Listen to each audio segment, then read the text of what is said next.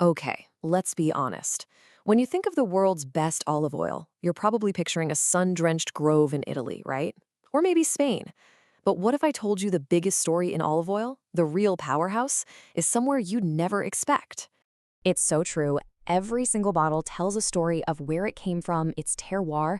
And today, we're digging into a story that's been hiding in plain sight for way too long, about a land whose liquid gold has been fueling the world for literally thousands of years. Because get this, when it comes to exporting olive oil to the rest of the world, that number two spot, yeah, it doesn't belong to Italy. It's not Greece. It belongs to Tunisia.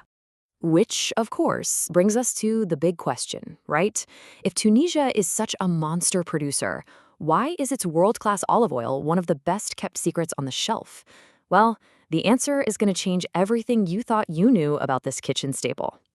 So let's start with the sheer scale of it all, because the numbers behind Tunisia's production are pretty mind-blowing, and they point to this major shift that's happening in the global market. Okay, check this out. This is the forecast for the upcoming season. Now, yeah, Spain is still number one, no surprise there, but look at Tunisia. 450,000 tons. That is a massive 32% jump. It puts them way ahead of Italy, Greece, and Turkey. This isn't just a fluke, you guys. This is a historic shakeup. But here's the thing. This story isn't just about quantity. Not even close. Tunisia's quality is literally baked into its environment. The secret is in this unique chemical advantage, all thanks to its climate and its incredible need of olives. Now, to really get this, we have to talk about one T word: polyphenols.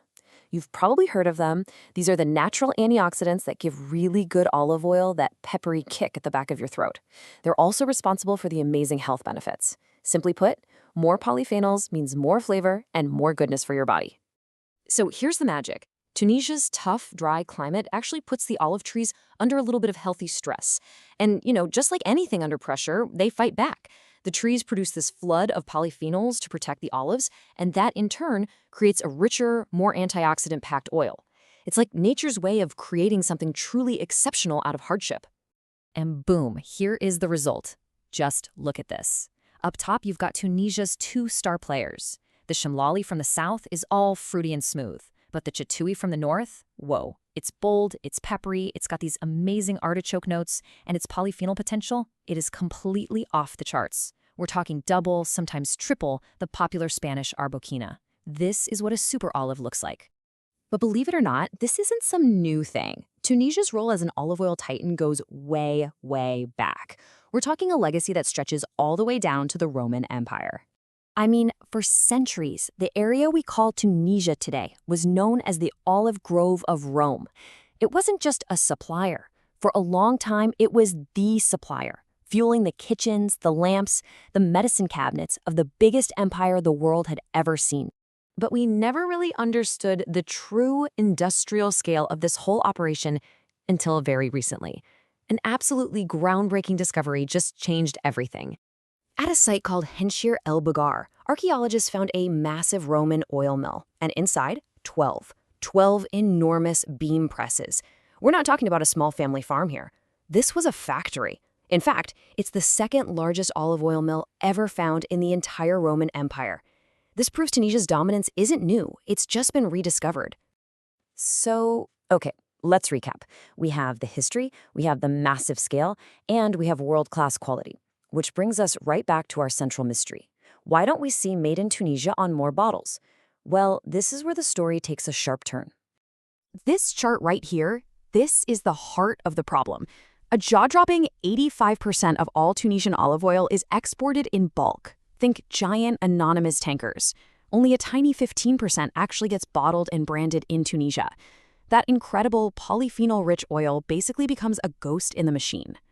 And hey, don't just take my word for it. Even the Spanish Farmers Union is asking the same questions. They're like, wait a minute, if Spain is a top buyer of Tunisian oil, where does it all go? Why does it just seem to vanish? Well, the answer is something called the Italian-sounding problem. Basically, that amazing Tunisian oil gets imported by European companies, and then it's blended with other local oils to boost their quality. And then it gets bottled up and sold under an Italian or a Spanish brand. So you, the consumer, think you're buying a purely European product, when really, the secret ingredient, the powerhouse, is from Tunisia. But, and this is a big but, the story doesn't end there. A whole new generation of Tunisian producers is leading a quality revolution. They are fighting back to reclaim their identity and to put Tunisia back on the bottle, right where it belongs. And you want proof that it's working? Look at this. This is the success rate at the New York International Olive Oil Competition. It's like the Olympics for olive oil. In 2014, Tunisian producers had a 20% success rate. Fast forward a decade, it has skyrocketed to 72%. That is incredible. It shows a huge focus on quality over just shipping it out in bulk. And these are the names leading the charge. You've got brands like Tardalissa and Damia who are just consistently sweeping up top international awards. These are the faces of the new movement, proving that Tunisian olive oil can go head-to-head with anyone and win. And then you've got a brand like OLYFO. What they're doing is so cool. They're connecting their modern, award-winning oils directly back to that rich history we talked about. Their brand, 2,500 years of tradition, it says it all. They're not just selling olive oil, they're selling authenticity. They're selling a direct line to that 2,000-year-old Roman legacy. So this brings the whole story right back to you and the bottle in your kitchen. Because now that you know all this, you can be a part of this quality revolution just by being a more informed shopper. It's actually pretty simple. Here's what to look for. 1.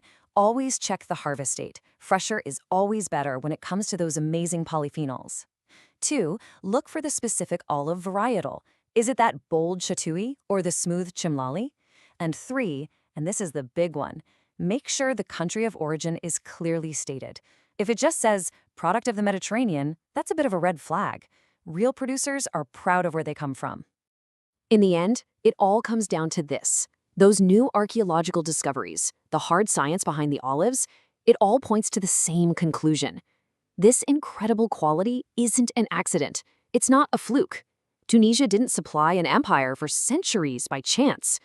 For thousands of years, the land has known exactly what it's doing. And now, so do you.